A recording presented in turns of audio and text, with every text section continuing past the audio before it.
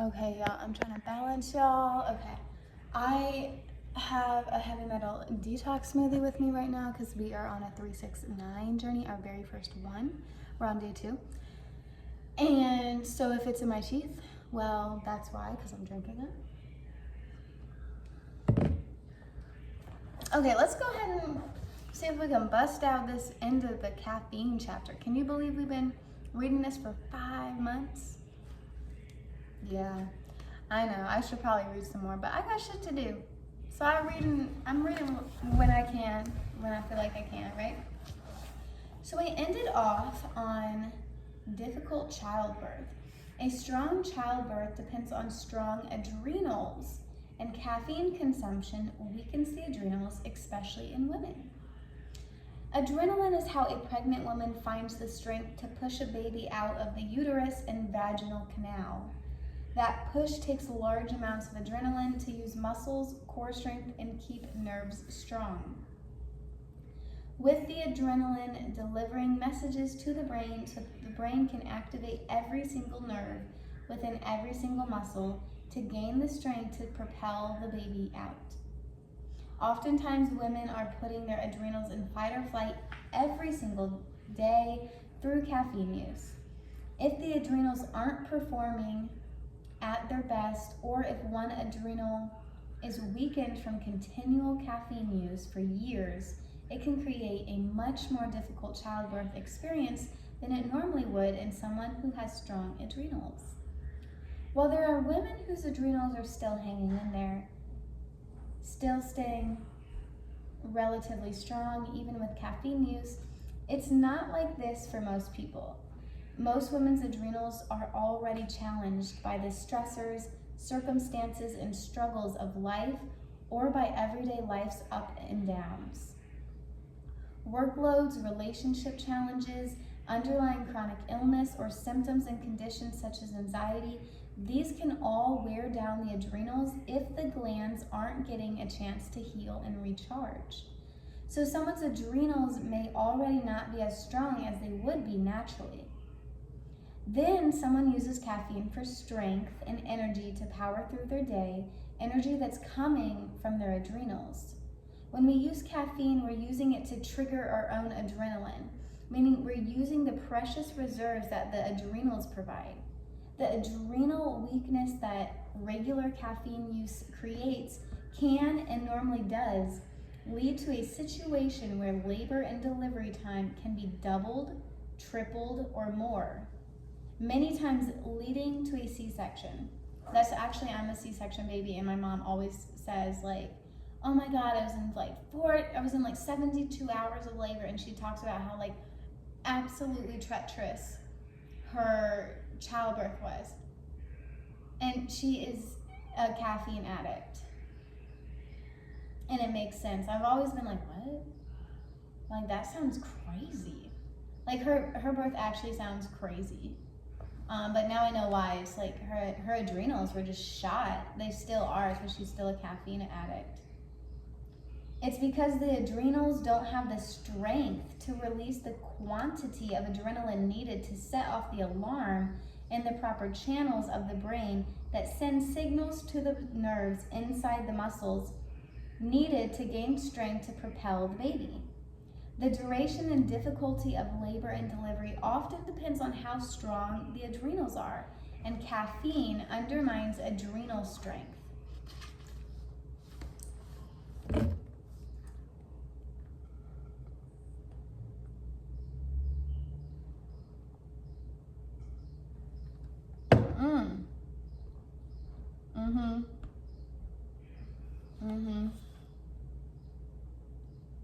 Dehydrating brain cells and aging us faster. Caffeine itself is a diuretic. It's not just what the caffeine is in that's a diuretic. Whether caffeine is in matcha tea or other green tea, the caffeine is a diuretic. Whether caffeine is in fully caffeinated or decaf coffee, it's a diuretic. When caffeine is in kombucha tea or cacao, it's a diuretic. Whether caffeine is in soda or another soft drink, it's a diuretic. Caffeine's diuretic property is different from other diuretics. Some diuretics that are naturally in plants expel non-useful, unproductive fluid from areas such as the lymphatic system, the liver, kidneys, or even intestinal tract. Caffeine doesn't have any of that ability. It doesn't expel fluid that's not useful from the body. Caffeine dehydrates our cells, expelling their useful fluids and disrupting cells' important fluid composition. Caffeine is especially dehydrating to the brain, where it expels fluid from brain cells. Caffeine is a psychoactive drug, one that enters brain cells such as glial cells, forcing the fluid composition in the glial cells to change. This does not detox a glial cell or a brain cell of any kind. Rather, it intoxicates the cell by removing fluid when leaving an abundance of toxins behind inside a much more dehydrated cell. It's similar to the water distillation process. As you heat water, vapor of the water leaves while many of the toxins stay behind. This brings us to caffeine and brain heat. The psychoactive drug aspect of caffeine creates a hotter brain cell. Electrical fields burn hotter when caffeine is present. This contributes to the expulsion process where the fluid is forced to leave the brain cell because the temperature changes within the brain cell. Caffeine tends to heat up and hold its heat. We can see this in action. A cup of coffee will hold its heat longer than a cup of herbal tea that has no caffeine because caffeine retains heat. That makes so much sense. I used to be a barista, and that makes so much sense. As the psychoactive drug saturates brain cells, the brain's electrical grid burns hotter, heating the caffeine. The caffeine enters cells and changes the temperature inside them, which expels water from the cells while leaving some water behind, just like the distillation process. That's different from how normal diuretics work. Caffeine's dehydrating effect ages a person faster, speeding up all brain diseases. It also fast tracks people into more wrinkly skin and age spots, also called liver spots or sunspots, creating situations where people need more body lotion, body creams, ointments, moisturizers, moisturizing makeups, and moisturizing skin treatments. It also leads many people into early plastic surgery and early cosmetic injections, and they never realize it was because of chronic dehydration occurring from their coffee, matcha, cacao, kombucha, and green tea consumption. Bathing our brains in acid. Your body sees caffeine as a poison.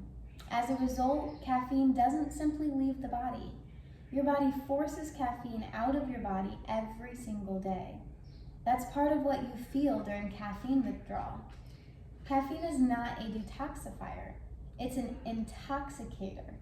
Therefore, as it's pushed out of the body, it takes nutrients such as trace minerals, macrominerals, electrolytes, antioxidants, amino acids, and enzymes out of it. The body is forced to expel everything good as it's trying to force the caffeine out. Caffeine contributes to the brain bathing in acid, creating an acidic environment in and around the brain. Caffeine is so acidic that it depletes the bones and teeth of calcium. Caffeine also contributes to the thinning of the skull, similar to vinegar. The more caffeine you consume, the more micro deposits of calcium you lose from your skull, which causes a thinning of the skull, so that as you age, you're more vulnerable to fracturing your skull in a car accident, ski accident, or basic fall. Caffeine forces calcium to leach from your bones to buffer its acidity. Your body therefore wants caffeine out of the body. Caffeine leaves with all the nutrients mentioned above. and you urinate out all of these important nutrients. In parentheses, caffeine, by the way, is one of the reasons why people go along in life and then their teeth just seem to start falling apart at the seams. Some people can go 5 years on caffeine and see this problem. Some can go 20 years before they see a problem. It most certainly comes. End of the parenthesis. Let me have another sip.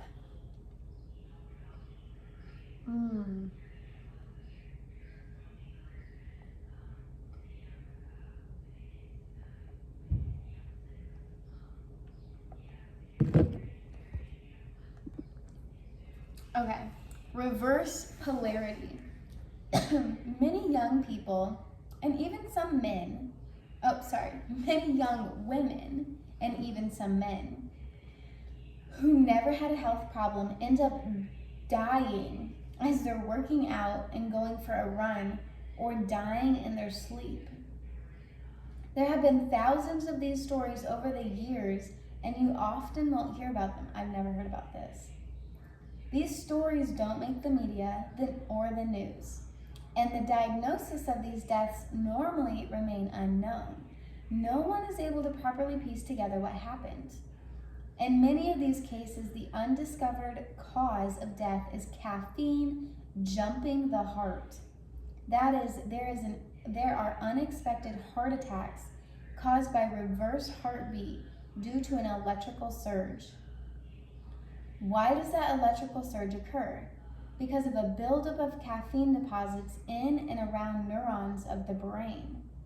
This buildup often happens because someone is consuming caffeine before a workout and at the same time not consuming enough food before the workout. Caffeine tends to saturate the neurons in the brain. And then, as the person's working out, they're engaging their adrenals 100%. Because the adrenals are fully occupied responding to the exercise, the brain doesn't send a signal to the adrenals to release adrenaline specifically geared to enter the brain and disperse caffeine deposits away from neurons, as it would otherwise. The special fight or flight adrenaline can't be accessed because the adrenals are maxed out as someone goes for their run or other high intensity workout. Okay, I'm back. I had to flip over the laundry. As a result, all the neurons saturated with caffeine send a signal to the brainstem, which creates a small explosion through all the brainstem nerves in hopes of warning the heart that there's an accumulation of poison surrounding the organs. This emergency signal from the brainstem to the heart places such a shock upon the heart that it stops for a split second, and the blood pressure that was surging to the heart as someone was exercising stops in its tracks. The blood propels backwards for a split second, causing an undiscovered reverse polarity syndrome. This is a condition that has caused thousands to drop dead on their treadmills at young ages and older ages for no apparent reason. Many times it's classified as a heart attack in a seemingly perfectly healthy heart with no health condition present. By the way, many people who have died after struggles with drug addiction didn't die at the height of drug addiction. They died when they were coming down off drugs and jacked up on caffeine instead. They experienced the same type of reverse polarity. If someone dilutes their caffeine, and consumes enough glucose or food before a workout, the chances of this reverse polarity syndrome happening is far less. The accumulation of caffeine around neurons won't be as concentrated and therefore won't trigger or warrant this degree of emergency messaging. Yeah, Jax? The other one in the relationship, what is going on? Jax, why are you yelling like that? Come here. You want to sit with me? The other one, in the relationship. Often when a relationship is starting, both partners are consuming caffeine. It's rare that a relationship can prosper and blossom with one person on caffeine and the other not. That was our relationship. I don't like caffeine. Working at the coffee shop, I felt, I just didn't like it. I didn't like how I felt. I literally felt on drugs. I used to actually joke about that. Like I feel like I'm on drugs, and they're like, now I get why I was. This isn't because caffeine is an aphrodisiac. It's because one person is not on caffeine, their awareness of their partner's caffeine dependence creates tension. You are constantly witness to the time caffeine dependency takes. I can't do this, honey, until I have my coffee. I can't go anywhere until I pick this coffee up. You see your partner going through withdrawal on a daily basis. You see their behavior on caffeine versus off caffeine. You see how they have to stop everything and drop everything until they have their caffeine, and you may feel frustrated about what's getting stopped and dropped. The partner on caffeine may not feel comfortable being seen through these eyes. That's why usually partnerships blossom when both people are reliant on caffeine, or better yet, when neither partner consumes caffeine. Now neither one of us consume caffeine, and it's been years.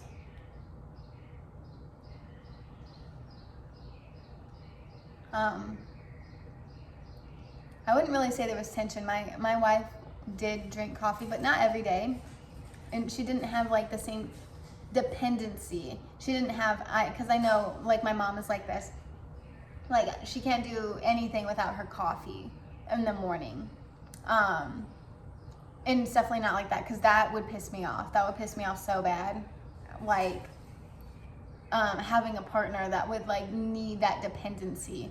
Just because dependency means addiction, and I'm just not really looking to be in a relationship with somebody with addiction.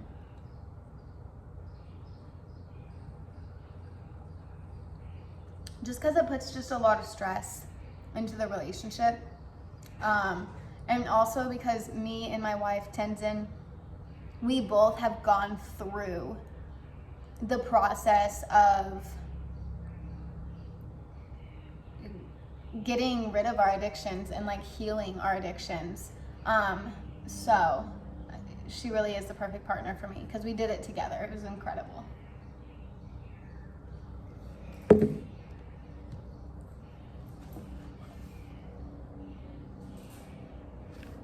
Caffeine withdrawal. A continual shock wave occurs throughout the brain from the everyday caffeine withdrawal process. Caffeine's psychoactive drug properties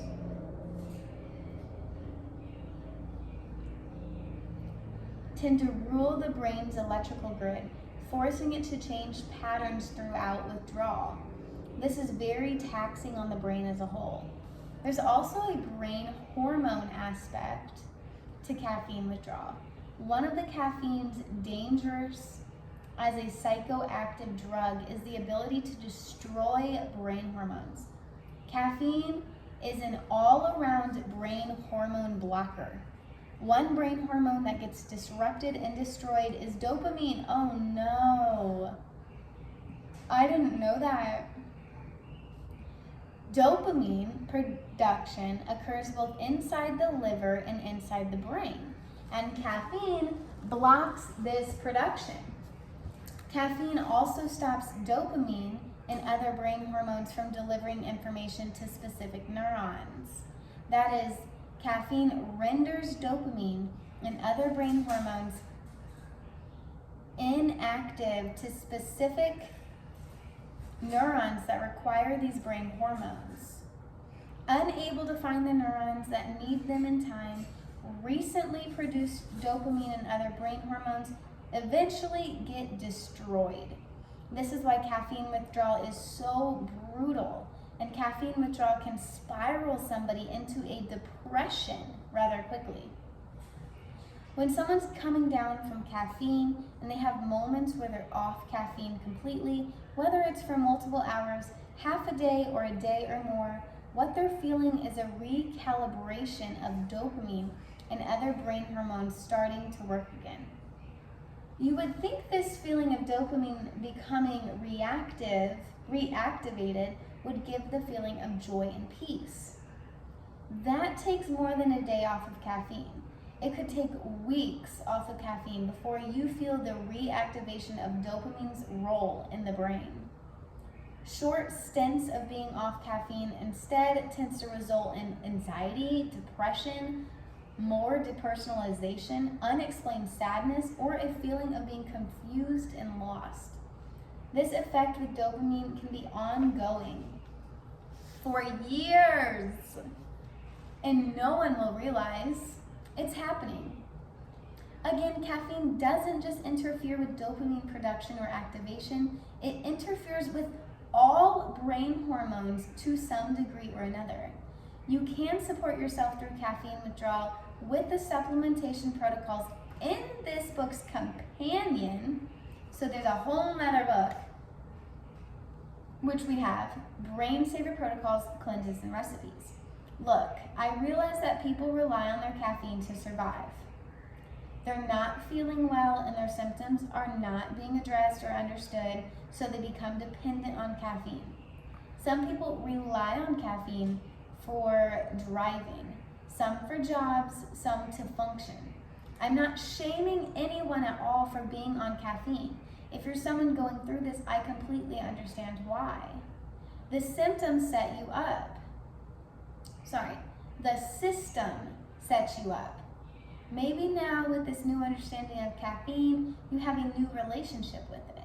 Maybe you can start to replace caffeine, start to wean yourself off, try the adrenal fight or flight stabilizer brain shot from chapter 42, use the caffeine withdrawal supplement protocol, heal your underlying conditions using the tools in this book, its companion volume, and the rest of the medical book series, and find healing on a whole new level. So then it ends with a quote. Many people who are burnt out and confused about why, who haven't found a way to fix their burnout and other symptoms yet, seek out mental practices in hopes of ridding themselves of all their physical and mental discomfort. Mental practices only get us so far on their own. Lasting relief comes from addressing supply and demand deficiencies in the brain and the factors that are draining our brain faster than we can replenish them. So that is the end of chapter 13, called Caffeine. Comment down below how you feel about it. Like, are you on caffeine? Are you not on caffeine? Have you stopped it? Yeah, comment down. I would like to kind of get more of a following on this book because it's a seriously incredible book, and it has a lot of hot takes, a lot of hot topics that people don't want to talk about, and especially in the coffee world. If you just Google, is coffee good or bad for you? I mean, there'll be like millions, thousands of research studies or blog posts or whatever. 50% will say it's amazing for you and 50% will say it's absolutely terrible for you. And who do you believe? Well, that's for you to decide. But yeah, that's for you to decide. But wow, caffeine is a psychoactive drug.